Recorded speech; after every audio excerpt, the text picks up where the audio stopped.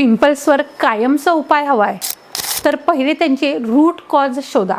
आयुर्वेदानुसार pimples हे 3 मुख्य प्रकार असतो। पहिला प्रकार आहे वातदोषामुळे होणारे पिंपल्स, जे छोटे, काळे आणि चेहऱ्यावर सगळीकडे पसरलेले असतात।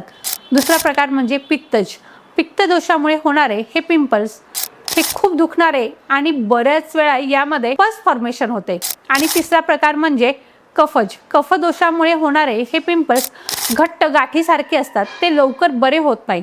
जसे पिंपलचे टाईप आहेत तसेच ते कुठे येतात हेही खूप महत्त्वाचे आहे। जर पिंपल्स गालाच्या उंचवट्यावर, कपाळावर आणि पाठीवर येत असतील तर बऱ्याच वेळा केसांमध्ये डॅन्ड्रफ असणे हे त्याचं कारण असू शकतं।